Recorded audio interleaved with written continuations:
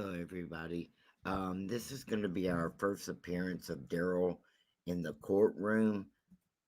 So we're just gonna be looking at that again. This is Darrell's first appearance in the courtroom.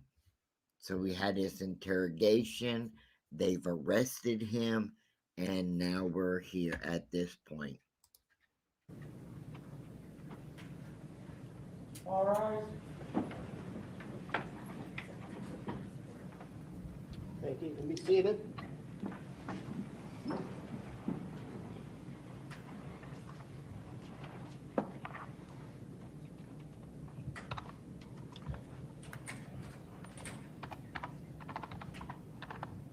And could we hold just a second, please? Hold it. So, folks, we're going to get started. I know emotions are running very high on this case. If you feel like you need to step out of the courtroom, please do. I'll expect everybody to conduct themselves in an orderly fashion, despite some of the allegations you're about to hear. If you feel that it's too much for you to hear, please step outside. Also, audio and visual. Okay, sorry. Hold on a second. Let me make this disclaimer right now. Um, there is copyright on this and a disclaimer that I'm using this for educational purposes. Uh, so I just wanted to get that out right now. Thank you, everybody. Now let's get back to the courtroom. Are not allowed here via a Supreme Court order. We have one camera that's a pool camera, so that's all that we're doing here today. So please refrain from recording or videotaping this. So with that, if we could proceed.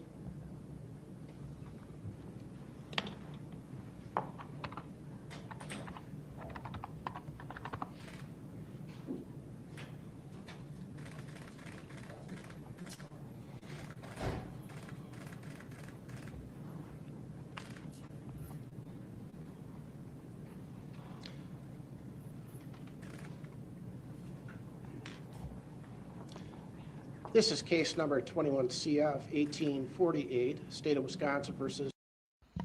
Now, I wanted to bring attention to this right here. His attorney puts her arm around him and on her back, and I want to bring out the fact for that because of how he treats women and how he reacts to women in general. So that's a big thing right here in reality.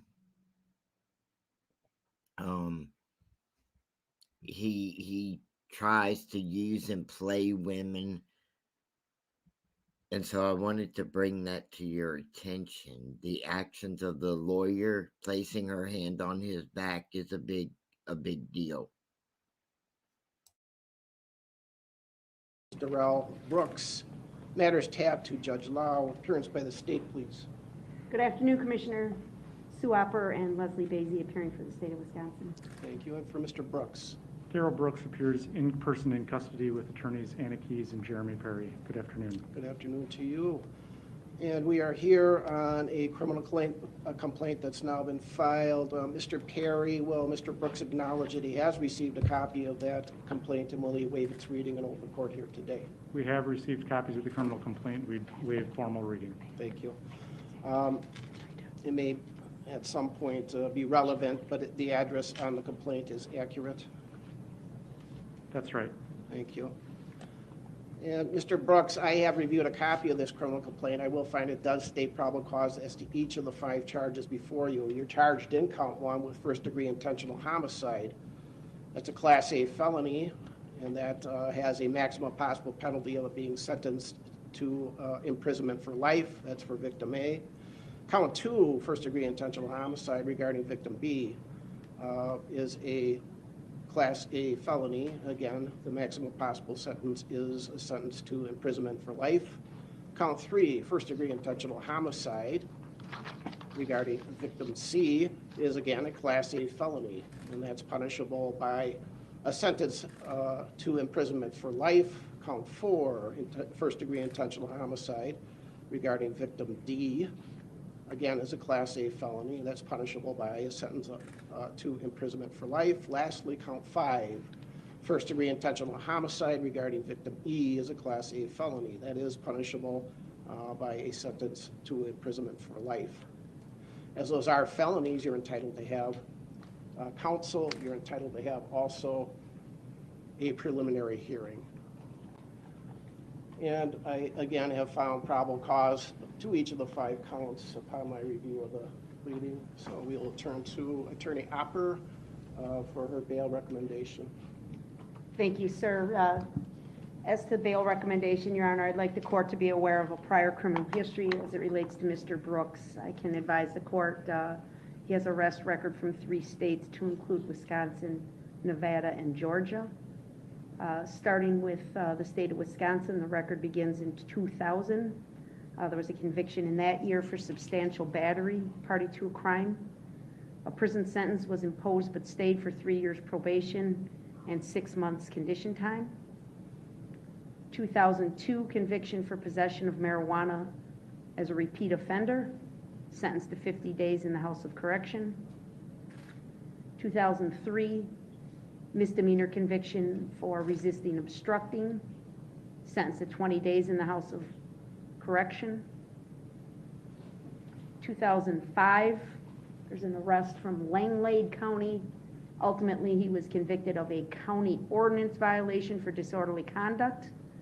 What's remarkable about that is that he failed to pay the fine, so he was ordered to serve 30 days in jail on the non-payment.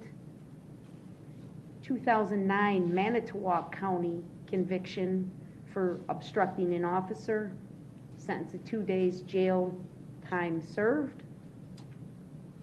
2010 conviction from Wood County, Wisconsin. He was convicted of the offense of strangulation/suffocation with other charges of battery and criminal damage to property dismissed and read in. The court ordered a withheld sentence for 3 years probation. That probation was revoked, and on August 1 of 2011, he was sentenced to 11 months jail. 2012, convicted at the same time on 2 separate files in Milwaukee County. First file was a charge for possession of marijuana as a repeat offender, sentenced to 180 days in the House of Correction.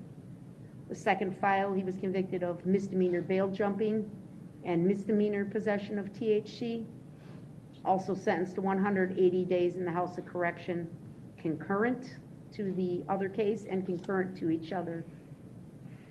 In May of 2012, there was a conviction for resisting obstructing.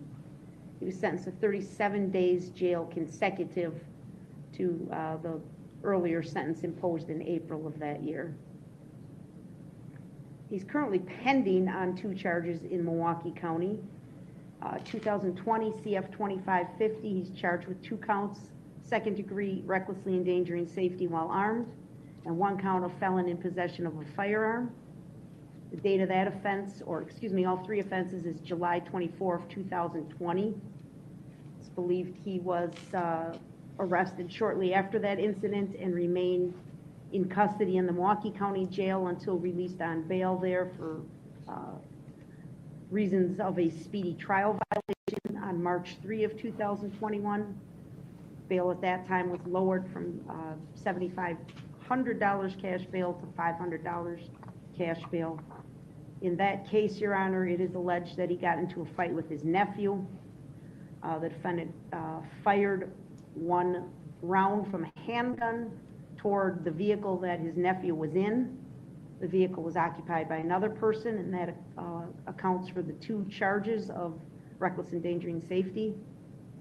The next day, he was taken into custody, and the residence where he was located, he was found to have a loaded 9mm handgun just a few feet away from him. The handgun was previously reported stolen. Again, he was a convicted felon on that date, so that accounts for the 3rd charge.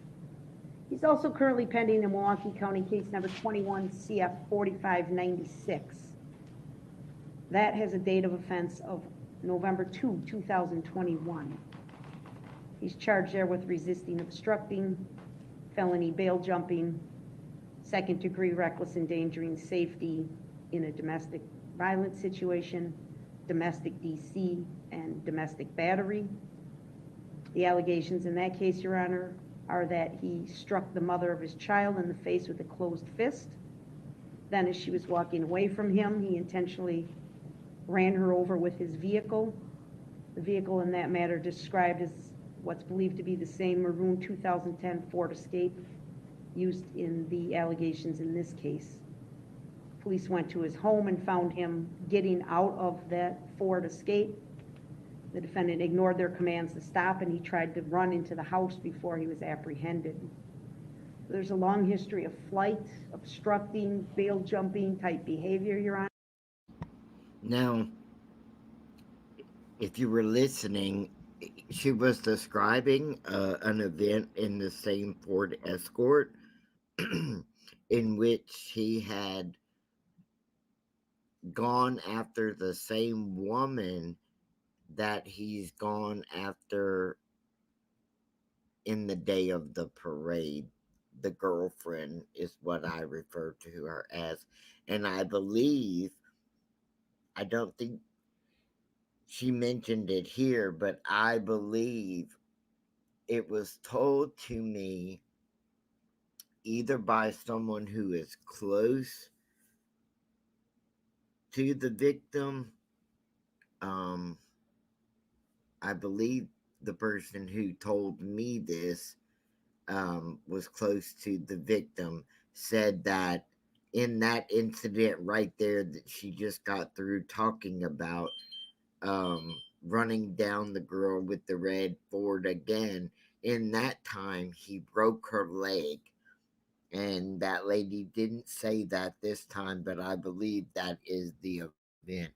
Now, the person who told me that was, excuse me, someone who I believe is close to the victim or sheltered up at the same facility.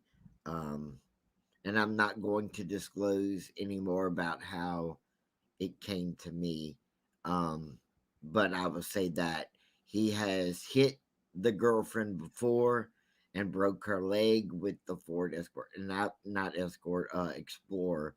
And I believe the prosecutor is just mentioned about that event to a little degree, not in full detail. Okay, let's go. It's remarkable that these are violations all around the state of Wisconsin, not just his home county of Milwaukee, but we had convictions from Wood County, Manitowoc, and Langlade. I'd like the court to be aware of a record from the state of Nevada. We'll go to Nevada first. That happened, the first conviction was from December 11th of 2006. He was found guilty at trial of a misdemeanor count for obstructing an officer, was sentenced to jail in Nevada. Also on that same day of December 11, 2006, he pled guilty to a domestic battery as a misdemeanor, and the court there ordered a suspended sentence. On March 16th of 2007, he pled guilty to statutory sexual seduction, a felony. The court ordered a suspended sentence for 36 months probation. He was also ordered to register on the Nevada Sex Offender Registry. He is currently noted to be non-compliant with that registration requirement. On June 23rd of 2016, he was charged with a sex offender registry violation, first offense. He failed to appear in court, and a warrant remains active for his arrest. So he currently has an outstanding warrant for his arrest in the state of Nevada. In Georgia, Your Honor, the record reflects a May 27, 2021 arrest for misdemeanor battery, with a designation of family violence. While it is not clear if he was convicted, he did recently remark to a court official in this county that he had served a 6-month jail sentence in Georgia. So we have not been able to verify if that was a conviction, but certainly there was a confinement in conjunction with that arrest. He has no contact with the criminal justice system in Waukesha County or the district attorney's office. He does have a outstanding paternity case that's been pending since 2003, in which he was adjudicated as the father of a juvenile. And there's been returned court appearances over the years based on failure to pay child support. The court should know that a warrant or capias was issued for Mr. Brooks in this paternity case on at least 8 occasions. He has been sentenced to jail on several prior occasions for failing to pay that child support. And on one occasion, he had his Huber privileges revoked related to one of those jail sentences. That was back in 2009. Most recently, there was a warrant issued for his arrest in that non-support civil case on August 2 of 2021. Judge Maxwell signed an order for him to serve a 120-day jail sentence. Mr. Brooks did make a court appearance in that matter on November 16th of 2021, so just last week, 1 week ago. And he was released at that time because, again, he had explained to the court, provided an explanation that the reason he had not made his child support payments is because he was serving that jail sentence in Georgia. So the court released him that day and ordered him back for a court appearance in the paternity case for December. So Judge, just based on his prior record, we obviously have very significant concerns about Mr. Brooks' flight history and willingness to obey the orders of the court. But we have to factor in, obviously, the allegations in this case as well. And obviously, I don't need to state Mr. Brooks is facing 5 consecutive life sentences if he's convicted on all counts in this complaint. I wish to notify the court, sadly, that today we learned of another death of a child related to this case. We do expect a 6th count for first-degree intentional homicide to be issued or added, to this case. I can advise the court that I am aware, I've been made aware through investigators that there are other individuals in critical condition. I think we remarked on the number of actual injured parties in our complaint. It exceeds 60 people. There's a number of other charges that we are reviewing and considering, but certainly at the very least, we do intend to file a 6th count of intentional homicide, maybe Friday or maybe early next week, depending on when we can accomplish that. Certainly, if we have any other deaths resulting from this incident, additional counts of homicide will be filed. We didn't charge bail jumping. Obviously, we could have.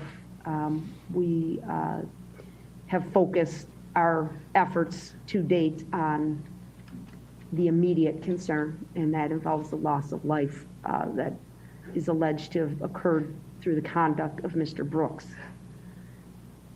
I want this court to know, and I think the court has read the complaint, you've indicated you've read the complaint, there are not words to describe the risk that this. Now again, here we are with the attorney on his side with her hand on her back, rubbing his back. He is like playing it up. I think so. Or in my opinion, he's rocking back and forth. Very different personality than when they read, what's the word, interrogation. It wasn't really an interrogation to me, but okay. When they were trying to get him to tell him the FBI agents. I guess you would call it an interrogation when they questioned him. Very different demeanor with those two guys in when he first got caught and right now. Um, so I'm paying attention to his behavior in the courtroom here more than I'm not taking up for him. I'm paying attention to the micro things that happen that people didn't focus on before. So let's get back to watching the defendant lawyer coddle him, I guess is what I would say. Defendant presents to our community, not only flight risk, but the dangerousness that he presents, his history of violence, and the allegations in this complaint where it is stated plainly that on several occasions he was told to stop by police officers. They risked their own safety to try and step in front of the car to stop him.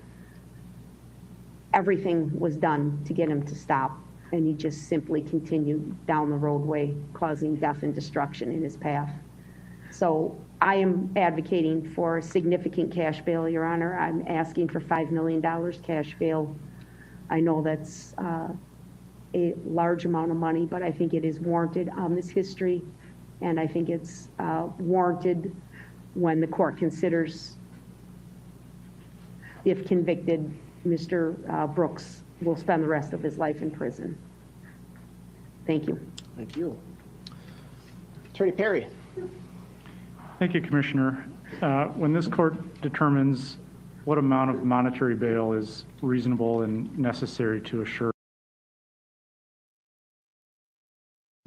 So I kept thinking that, my ear buds are acting very differently today or something because I thought I could hear him weeping when the prosecutor was talking. But no, he is. He's crying. He won't look up. The defendant, the lawyer lady right here is rubbing him on the back. And again, I do believe he could be in a different bipolar state than when he drove into the parade route. We talked about that before when we were talking when he was in there with the FBI about what I think, it's my opinion, that he's bipolar and you have a high in bipolar and you have a low or a regular. I don't call it a low.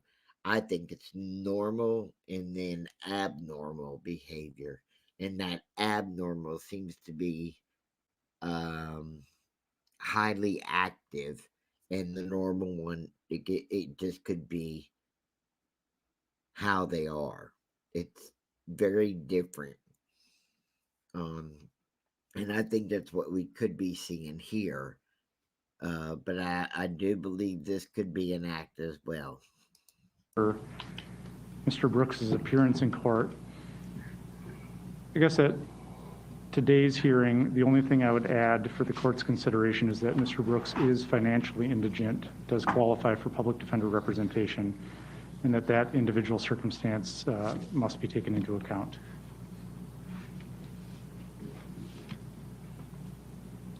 Does that conclude your argument? It does. Thank you, sir.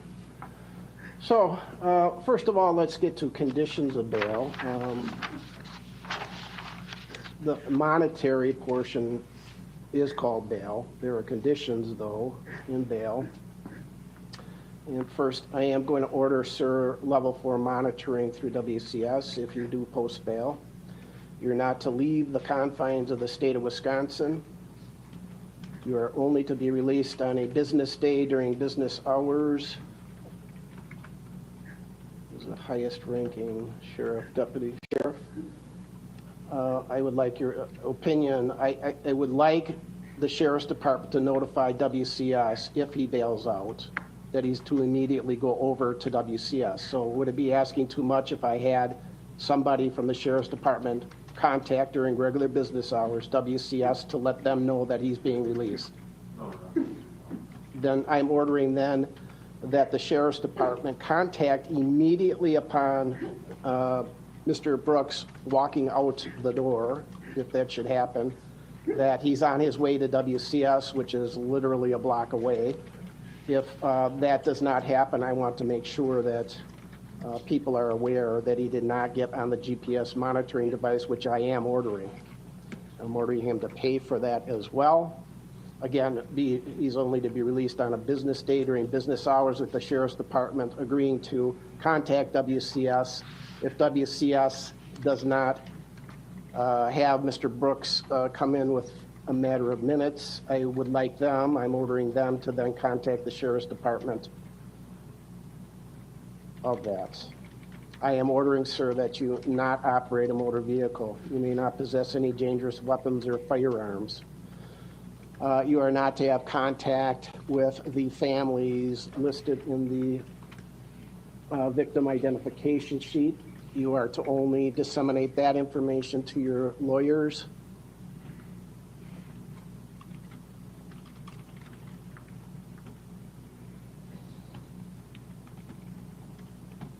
Those are all the conditions of bail. You're violating. I have to be honest, when I heard him saying all this, I thought he was going to let him go and be bailed out. In fact, I think the Darrell thought that because he started increasing his crying. But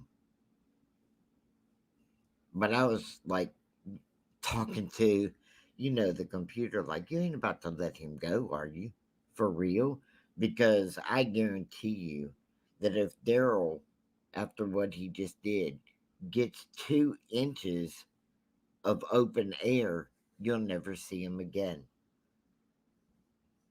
And that's what he wants. Any condition of bail, including failing to return to court. Separate bail jumping charges could be issued against you. In reviewing 969.01 of the Wisconsin statutes and 969.001 that talk about bail and release, the statute reads that there should be reasonable conditions designated to assure his or her appearance in court, Mr. Brooks, protect members of the community from serious bodily harm. And those are the conditions that I just laid out. That bail may be imposed at or after the initial appearance. There should be a reasonable basis to believe that bail is necessary to assure appearance in court. Some of the things to be considered by the court with the conditions of bail are the number and gravity of the offenses, the potential penalty the defendant faces, whether or not the allegations are violent in nature, the prior record of the defendant, character and strength of the evidence which has been presented to the court, whether the defendant is already on bail or subject to other release conditions in other pending cases, and whether or not there's any violations of those release conditions. In reviewing the criminal complaint, the allegations are such that I read that 2 detectives opined that this was an intentional act, that the vehicle seemed to swerve into individuals, actually at one point trying to avoid other vehicles, that the detectives, they're listed as Detective Casey and Detective Chusoni, who again opined that the actions they observed, in their opinion, were intentional. We now have 5. Attorney Opper informed us of a 6th, but that's not here before us today. 5 people that are deceased. We have a gentleman that has a huge background via multiple states. Just going through some of the Wisconsin cases, they're violent. We have substantial battery, DC, strangulation, suffocation, resisting. Pending cases, which the statute I just read references that I should consider: second degree reckless endangering safety while armed, felon in possession of a firearm. Attorney Opper told me that the gun apparently was a stolen handgun. Those are allegations. He's out on bail on that. Also out on bail on the Milwaukee case ending 4596, where he's charged with second degree reckless endangering safety, disorderly conduct and battery, and resisting. And then we get into Nevada: battery, the domestic violence, the sexual assault, the sex offender registration violation, and then the battery in Georgia. Other considerations are, on WCS, their report indicates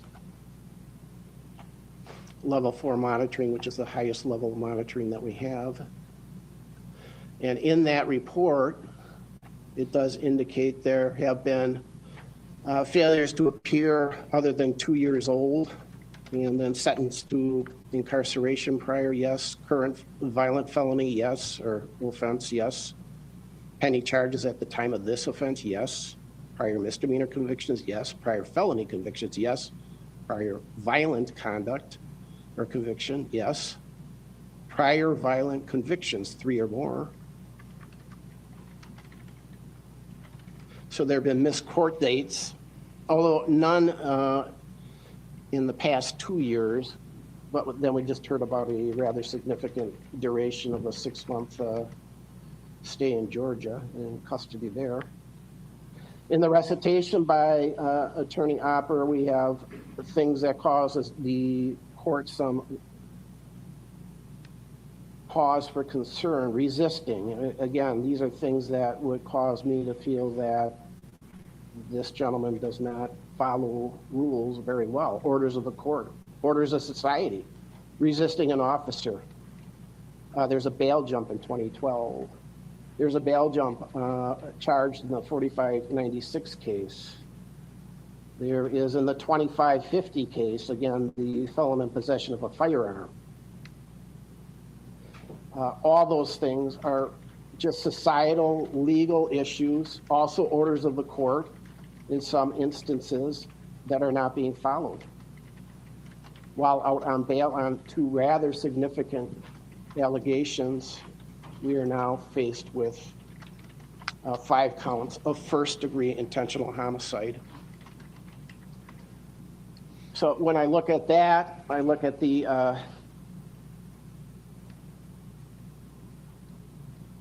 gravity of the offenses, the maximum possible penalties as the statute allows for, likelihood of incarceration, which if you're found guilty of 1 or more of these, even 1, would put you in prison for the rest of your life. I believe you are a flight risk. There's failure to follow court orders. This allegation, although the motive is not known, and I'm not entitled to know what that is, but it looks like there was either panic or whatever, or an intentional act for whatever reason. You don't do well under pressure. The Milwaukee County case talks about, as Attorney Opper indicated, you using a vehicle to run over another person with your vehicle. So you don't respond well to what is common sense within our community, our society. So based on that, you're out on bail. Those smallish bails that you were out on didn't do very well. Before I forget, there is Marcy's Law. I understand that although there are, the statute and the Constitution now defines deceased victims to allow for family members to speak. So Attorney Opper I was told that nobody wishes to speak. We have a number of people from the families. And is that still your understanding? I'll just confirm that, Your Honor. Thank you. Yes, I'm getting confirmation. Nobody wishes to speak to the court at this time, but thank you for your I have one on your inquiry. right. So, ma'am, I'm sorry. I would ask that the victim witness individual from the DA's office see who this is without divulging who it is and what relation to what victim she is.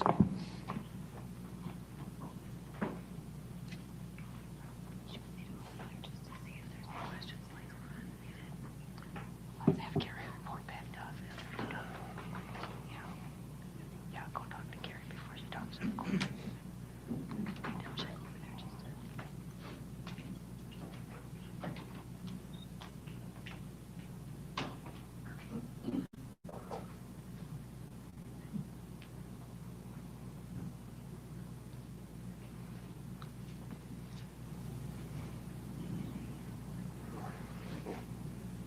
Thank you.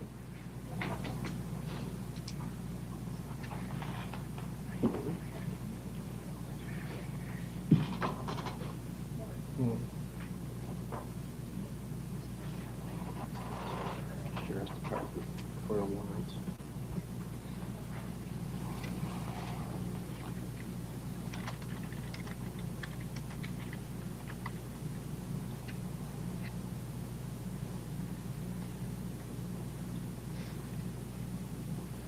While that is being discussed, I neglected to order a DNA be taken. A sample of your DNA, sir, has not been taken. I am ordering that now. It may be expunged if you meet the criterion under the Wisconsin statute.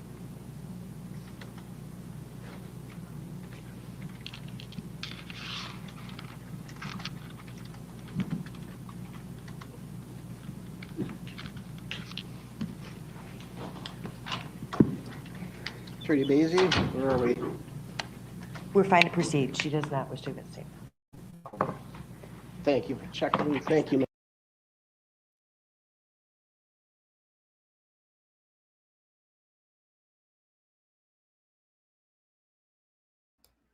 Sorry, I get my buttons all confused and messing my thing up. I think the woman might have wanted to talk then, or why would she be there? I mean, I don't think the prosecution wanted her to speak. The lady that came, for whatever reason, she came, but they weren't prepared for whatever she was going to say. So, I mean, if you heard them whispering, they really didn't want her to speak. Um, and Darrell over here is just putting on a crying thing. Well, do I believe he's really crying? I believe he's hurt. He's hurt that he's caught. He's hurt that he doesn't know what he's going to do now. But like I said, for the bipolar part, and that's just my opinion. Nobody has to agree with it. Nobody has to say, where's your proof? Because it's my opinion, my breakdown of this case. Um, it's not going to affect the case one way or the other. It's just something that I see in him and am showing the ways that I see him and pointing it out. Just like, he has a real problem with women, and yet right now he's being coddled by a woman and crying. And like I said, there's two parts of bipolar. Um and he's not in a rage right now like he was in the car. Um, and he was different in the interrogation room with the FBI guys. So, instead of like, I know a lot of people don't like Darrell Brooks. Who does? But at the same time, don't leave me a bunch of comments saying how I'm taking up for him and all this, and I'm wrong for taking up for him. I'm not taking up for him. I'm looking at the case through my eyes and my opinion. And, you know, if you don't like what you hear, just go on your way. It's okay. Um, I'm just seeing things a little different, and I want to discuss a different aspect of the case. Um, is he guilty? Hell yeah, he's guilty. Um, he should have been in jail a long time ago, many times. Had he been in jail or kept where he couldn't bail out, this would have probably never happened. But we have to remember, which I think people forget, is that this started with an argument that he had with his girlfriend and running up and down the street with the car and having a big old fight with her. That's how this happened. It started with him and the girlfriend, and this is the end result of that fight. The fight with her in the park and chasing her down the street with the car, which is his, basically, it's his mode of business because he's done it before that way. And that time he broke the girl's leg with the car. The same car he did this tragedy in. But this progresses into his rage driving off and possibly, the only place for him to go was on the parade route because the other streets were blocked off. And this is what happened. This is the second event that happened that day, and it's not less of an event either. So I just wanted to make that point. Here we go. Let's get back in here. Get back to the important stuff. The family is always welcome. You do, under the law of the state of Wisconsin, as well as under the amended Constitution, have the right to speak at proceedings germane to the particular proceedings that we're at. So with that, I will set bail. I have no problem with the bail being recommended by the state. I'm an old guy who has been doing this for almost 40 years. DA's office, criminal defense attorney, 17, 18 years as a commissioner, both in Milwaukee and now in Waukesha. The nature of this offense is shocking. Actually, the detail I was not expecting here today, that two detectives, not lay people, detectives, not only tried to stop this, but rendered an opinion that this was an intentional act. You're presumed innocent, sir, but that's what the allegations are. And I've not seen anything like this in my very long career. It seems to be a very strong case for the state.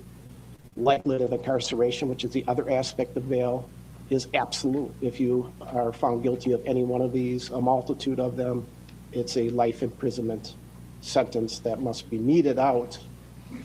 So I have no problem. I just, with that bail, it's extraordinarily high, but it's an extraordinarily big case. It's an extraordinarily serious case with an extraordinary history of this gentleman, of fleeing, of hurting people, of not following court orders, not following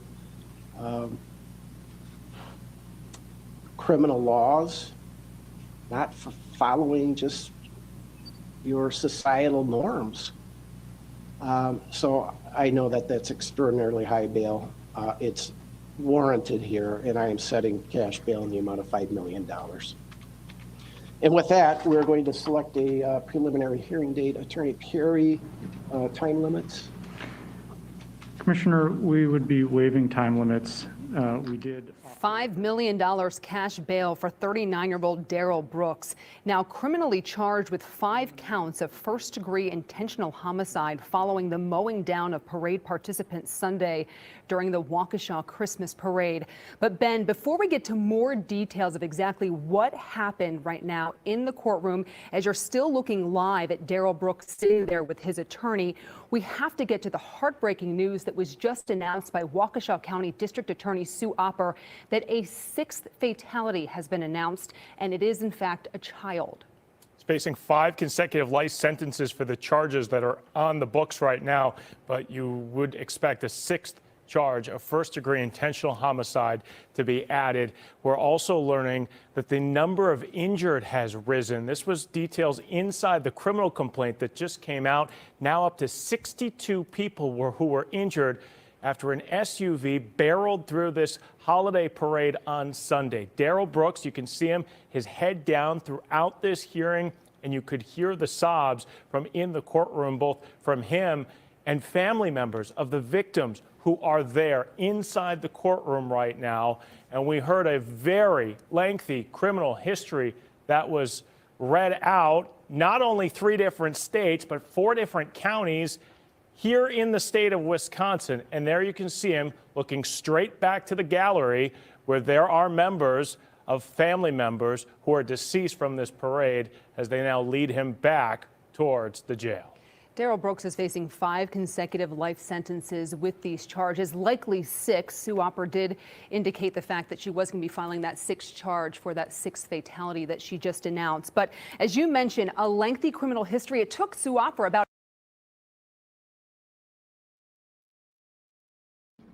Wow. I wonder if he had to let him wipe his face and all that, because I don't think he wanted to walk back into the jail looking like he'd been crying. Oh, I'm sorry. Looking like he'd been crying. I think that's for sure. But just his demeanor in the courtroom is so. You should have been that way with the FBI interrogators if you had any real humanitarian in you about what you did. So, like I said, I'm going through and talking about, the real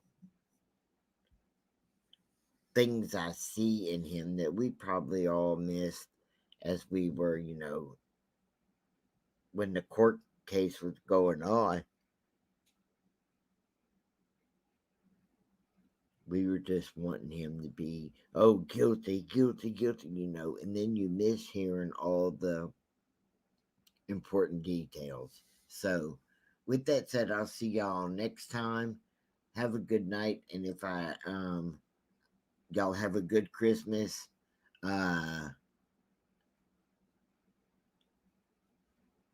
I know what I'm trying to say, and I can't say it. Sorry about that. Y'all, I know you'll be out Christmas shopping and stuff. I assume, because I don't celebrate Christmas, it's just a lot of money that doesn't need to be spent out on frivolous things, and just better things that can be done. Spend time with your families and stuff like that. Okay. But that's what it should be about. Like a way long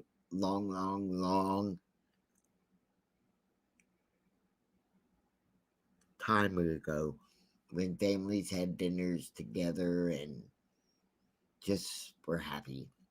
So until I see you next time, have a great day.